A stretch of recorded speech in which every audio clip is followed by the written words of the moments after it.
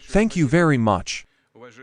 Dear participants of the plenary session, colleagues, ladies and gentlemen, I am pleased to welcome all of you in Sochi to the anniversary.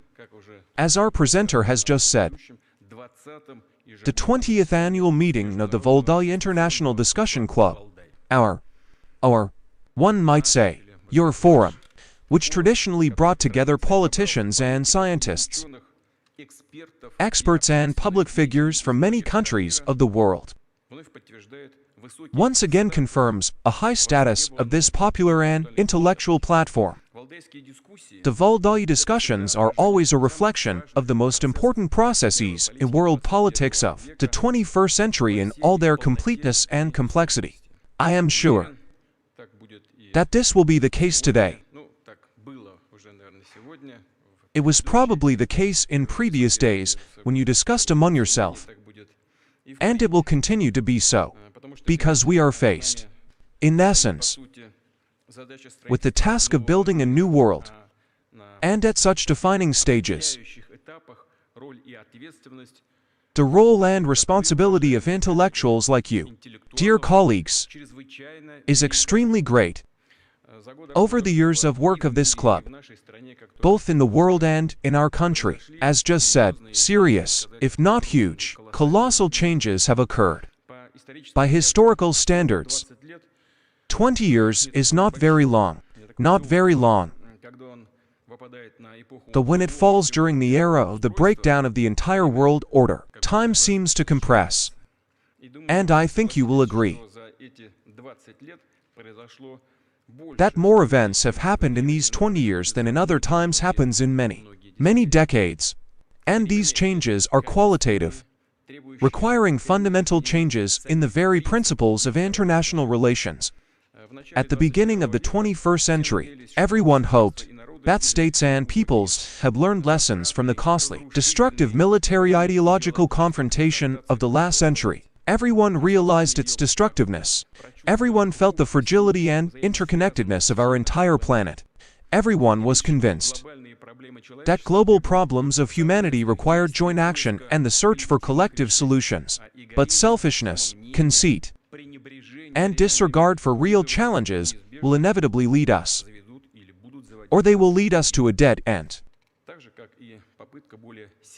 Just like the attempt of the stronger to impose their own ideas and interests on others. This should have become obvious to everyone. But it turned out that this was not the case. No, that's not true. When we first met at a meeting of this club almost 20 years ago, our country was entering a new stage of its development. Russia has overcome the most difficult period of recovery after the collapse of the USSR. We, with all our energy and goodwill, became involved in the processes of building a new, as it seemed to us, more equitable world order. The good thing is that our country is able to make a huge contribution to them, since we have something to offer our friends, partners, and the whole world. Unfortunately, some misunderstood our readiness for constructive interaction. They understood this as submission, as agreement, that the new order would be built by those who declared themselves victors in the Cold War. In essence, as recognition that Russia is ready to follow someone else's lead, that it is ready to be guided not by its own national interests, but other people's interests. All these years, we have warned many times, this approach not only leads to a dead end, it is fraught with an increasing threat of military conflict. But no one was going to listen or hear us. No one wanted to.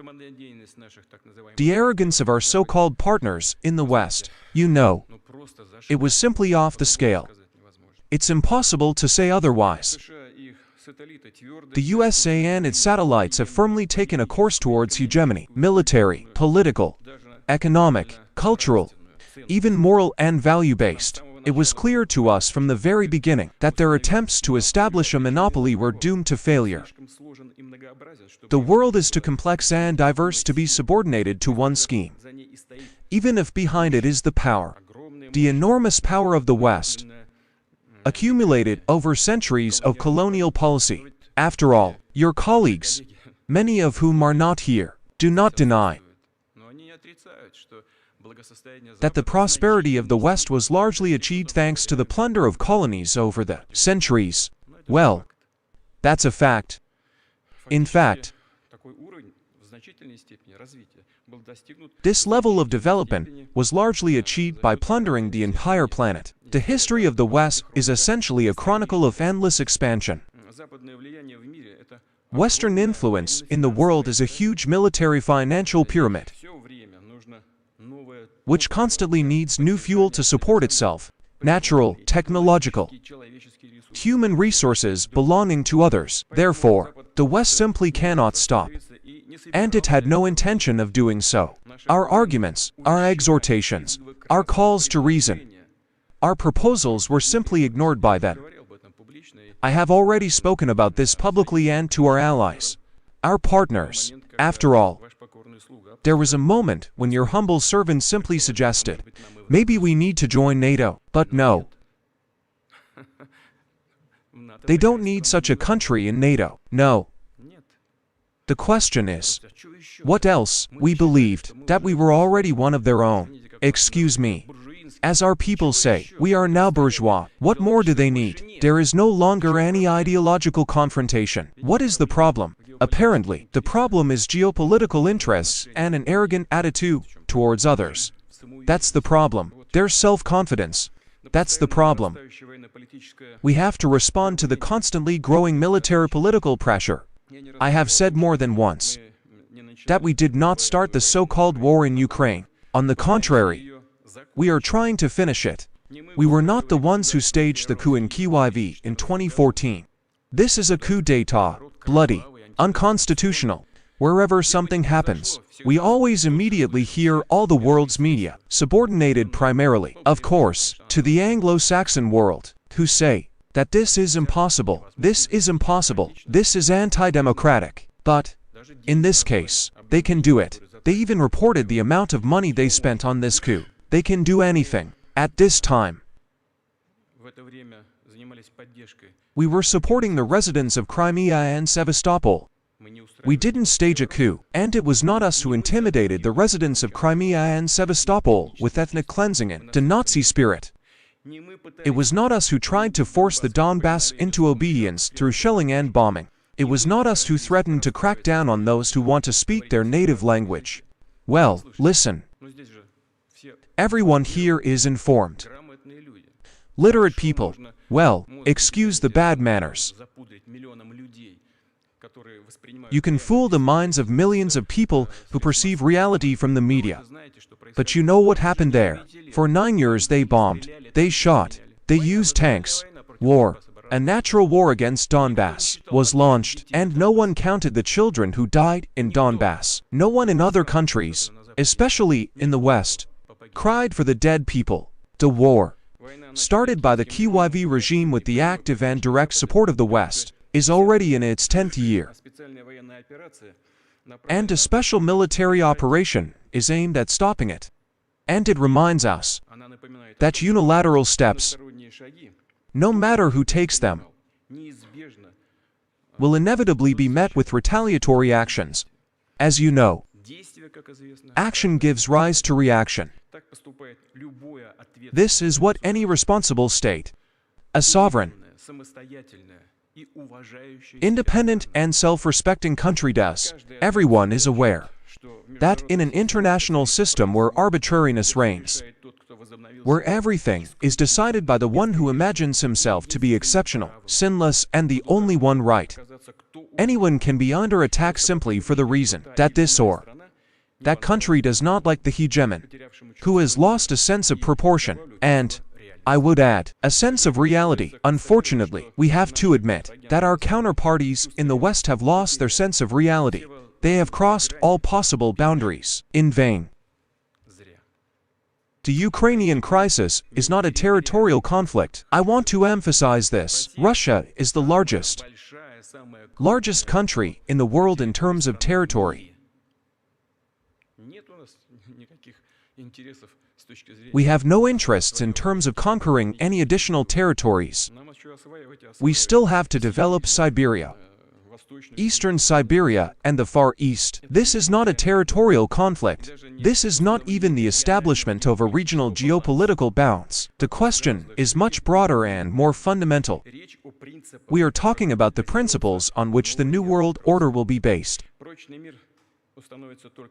Lasting peace will only be established when everyone begins to feel safe, when everyone understands that their opinions are respected, and that there is a balance in the world. When no one is able to force others to live and behave the way the hegemon pleases. In such a scheme, the very concept of any sovereignty simply denied by them. Excuse me. It is simply thrown into the trash. It is obvious that their commitment to bloc approaches, their desire to drive the world into a situation of constant confrontation between them and us, is a vicious legacy of the 20th century. This is a product of Western political culture, at least in its most aggressive manifestations. I will repeat that the West always needs an enemy. Well, for a certain part of the West, for a certain part of the Western elites, they need an enemy to fight against, which can explain the need for forceful action and expansion. That they also need an enemy to maintain internal control in a certain system of this same hegemon, within blocs, within NATO, or within other military political blocs. If there is an enemy, then everyone should rally around the boss. It is none of our business how other states live. Though we see how in many of them the ruling elites force societies to accept norms and rules that the citizens themselves, at least a large number of citizens, and in some countries, one can absolutely say, the majority of citizens, do not want to accept, that they force them, constantly inventing reasons for this, finding external culprits for growing internal problems, inventing and inflating non-existent threats. At the same time, Russia is a favorite topic of such politicians. Of course, we are already accustomed to this. We are historically accustomed to it, that they are trying to create the image of an enemy out of everyone who is not ready to blindly follow these Western elites. They make it out of anyone, from the People's Republic of China. In certain situations, at a certain moment, they also tried to make an enemy out of India. Of course, now they are flirting with it. We understand this very well. We feel and see the situation in Asia. This is all clear. The Indian leadership, I want to say, that it is independent. It is very nationally oriented. I think that these attempts of theirs make no sense. But, nevertheless, they continue. They are also trying to create an enemy from the Arab world. Also selectively, they try to act carefully, but, nevertheless, in general, this is what it all comes down to. And even from Muslims in general, they are trying to create some kind of hostile environment, and so on. In fact, anyone who behaves independently, who follows their own interests, instantly turns into an obstacle for these Western elites that they need to eliminate. They are imposing artificial geopolitical structures on the world. They create closed bloc formats. We see this in Europe, where they have been pursuing an impudent line on NATO expansion for decades, as well as in the Asia-Pacific region and South Asia, where they are trying to break an open and inclusive architecture of cooperation. The bloc approach, we will call a spade,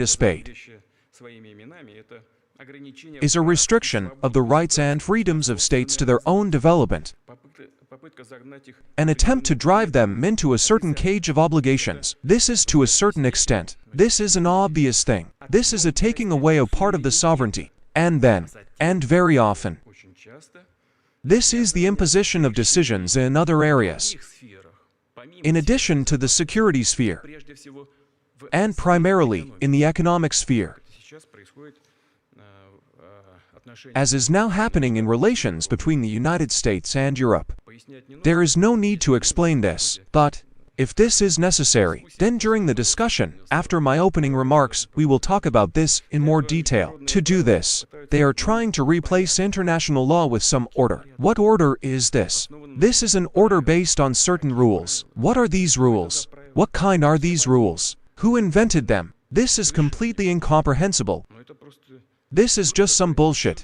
But they are trying to introduce this into the consciousness of millions of people.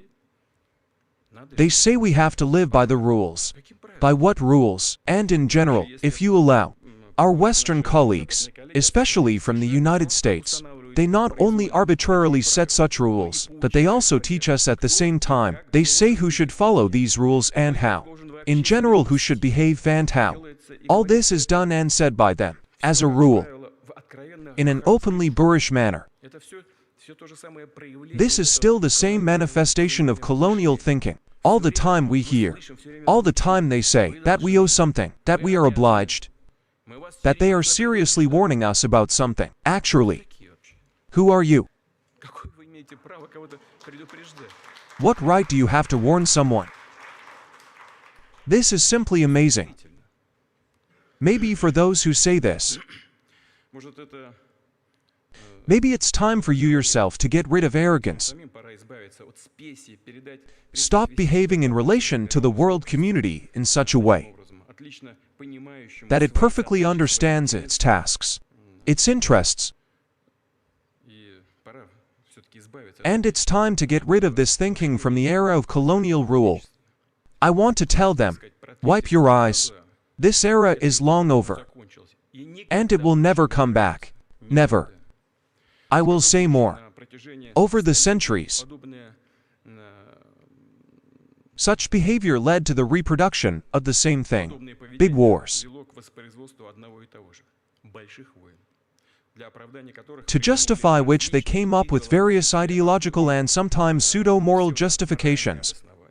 This is especially dangerous today. Humanity has means that, as we know, can easily destroy the entire planet.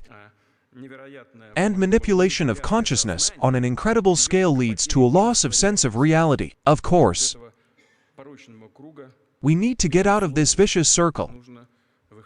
We need to look for some way out. As I understand it, dear friends and colleagues, you are gathering at the Valdai site for this purpose, in the concept of Russian foreign policy, adopted this year.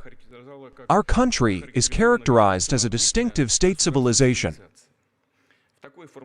This formulation accurately and succinctly reflects how we understand not only our own development, it reflects the basic principles of the world order, for the victory of which we hope.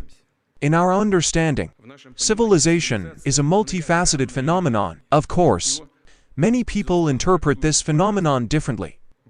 There was also an openly colonial interpretation, that supposedly there is a certain civilized world that serves as a model for others, and everyone must follow these standards, these models.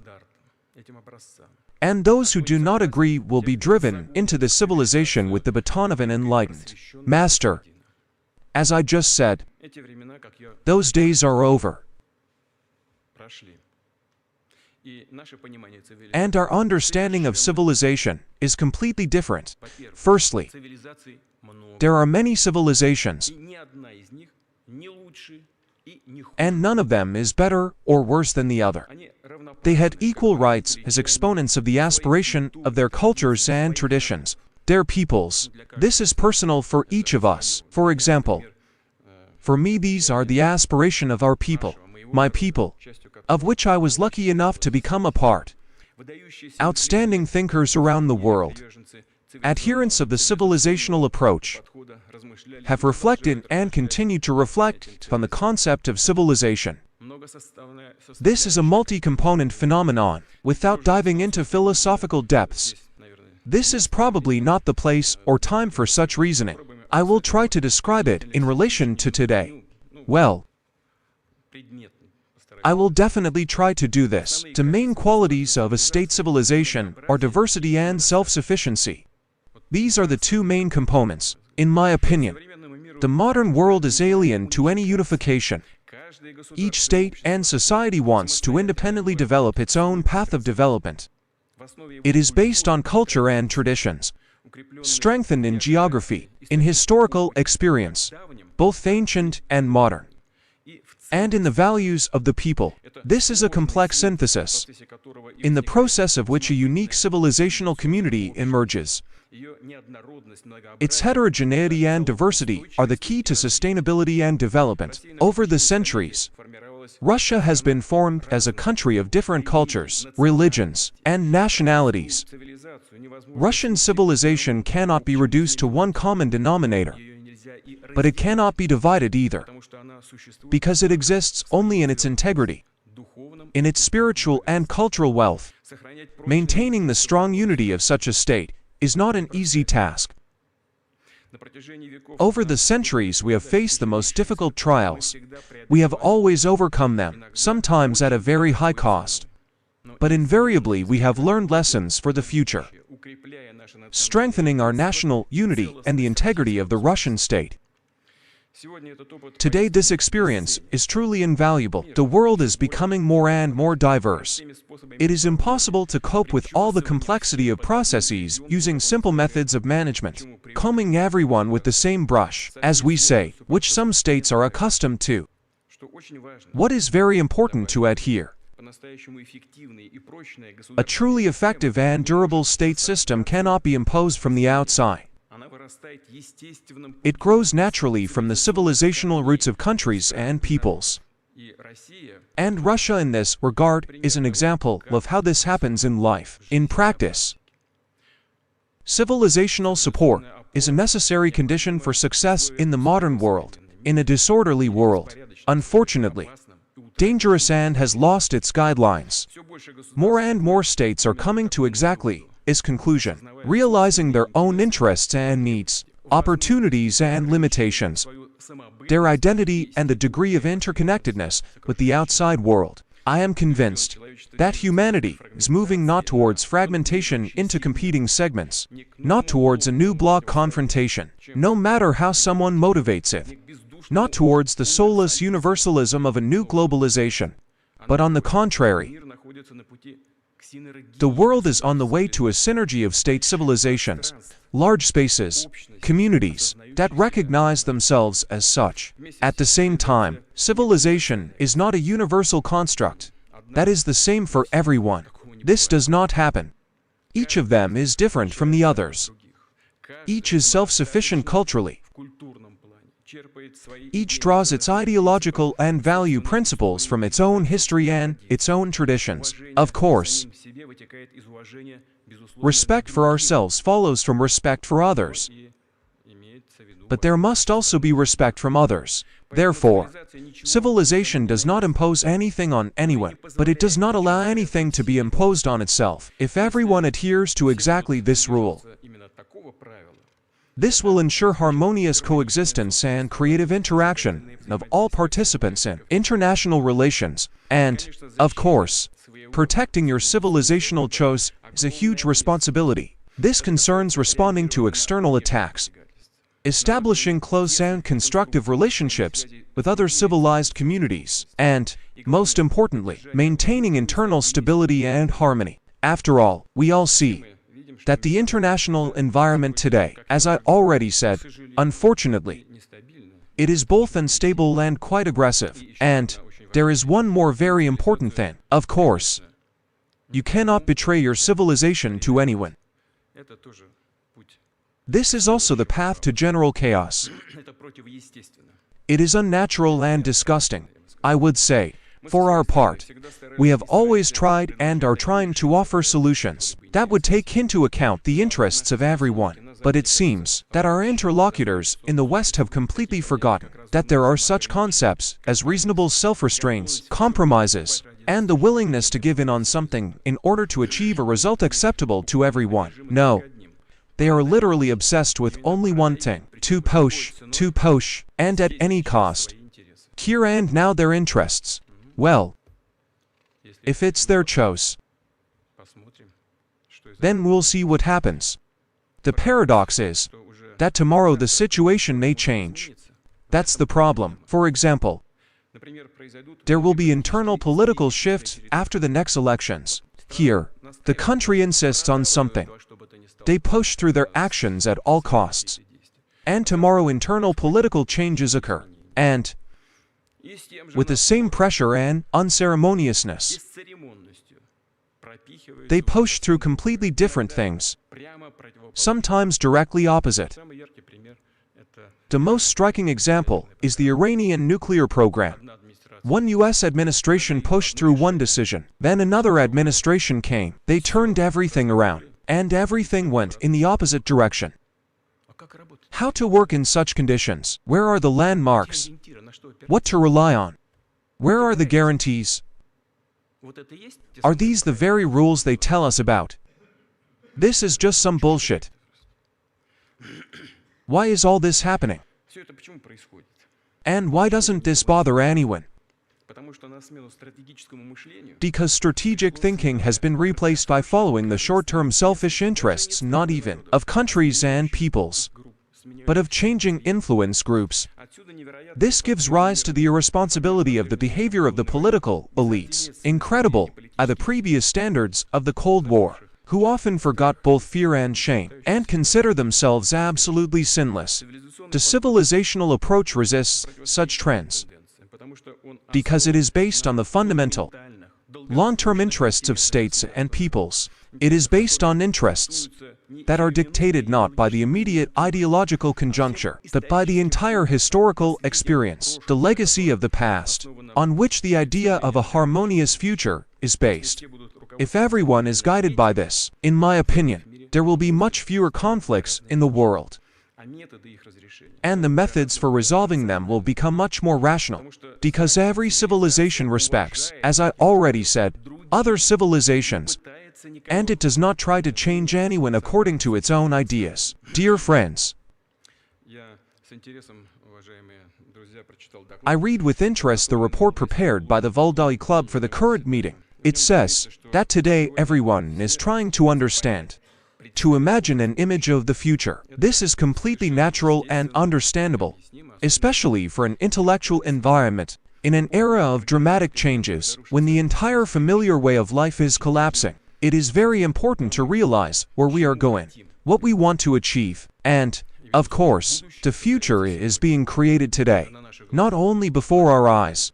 It is being created with our hands. Of course, when we are talking about such gigantic, incredibly complex processes, it is difficult or almost impossible to predict the outcome. No matter what we all do, of course, life will and will make its own adjustments, but, at least, we must be aware of what we are striving for, what we want to achieve. And there is such an understanding in Russia. First, we want to live in an open, interconnected world, in which no one will ever try to erect artificial barriers to people's communication, creative fulfillment, and prosperity. There should be a barrier-free environment. That's what we should strive for. Second, we want the diversity of the world not just to be preserved, but to be the foundation of universal development, imposing on any country or people how they should live, how they should feel, should be prohibited. Only true cultural and civilizational diversity will ensure the well-being of people and a balance of interests. Third, we are for maximum representation. No one has the right, and no one can rule the world for others, or on behalf of others. The world of the future is a world of collective decisions made at those levels at which they are most effective, and by those participants who are truly capable of making a significant contribution to resolving a specific problem. Not one person decides for everyone, and not everyone even decides about everything. But those who are directly affected by this or that issue decide. They agree on what and how to do. Fourth, we are for universal security and lasting peace, built on respect for the interests of everyone, from great and large states to small countries. The main thing is to free international relations from the bloc approach, From the legacy of the colonial era and the Cold War, we have been talking for decades about the indivisibility of security, about the fact that it is impossible to ensure the security of some at the expense of the security of others. Indeed, harmony in this area is achievable. You just need to put aside pride, arrogance, and you need to stop looking at others as second-class partners, or as outcasts or savages. Fifth, we are for justice for all. The era of exploitation of anyone, I have already said this twice, is in the past. Countries and peoples are clearly aware of their interests and capabilities, and they are ready to rely on themselves. And this increases their strength. Everyone must be provided with access to the benefits of modern development, and attempts to limit it for any country or people must be considered an act of aggression. Exactly. Sixth, we are for equality. We are for the difference in the potential of different countries. This is an absolutely objective factor, but no less objective is the fact that no one is any more ready to obey, to make their interests and needs dependent on anyone, and above all on the richer and more powerful. This is not just the natural state of the international community, it is the quintessence of the entire historical experience of mankind. These are the principles to which we wish to adhere ourselves, and to which we invite all our friends and colleagues to join. Dear colleagues, Russia was, it is, and it will be one of the foundations of the world system, ready for constructive interaction with everyone who strives for peace and prosperity, ready for tough opposition to those who profess the principles of dictatorship and violence. We are confident that pragmatism and common sense will triumph, and a multipolar world will be established. And, in conclusion, I would like to express my gratitude to the organizers of this forum, as always, for their thorough, high-quality preparation, and to all the participants of this anniversary meeting. I would like to say words of gratitude for your attention. Thanks a lot.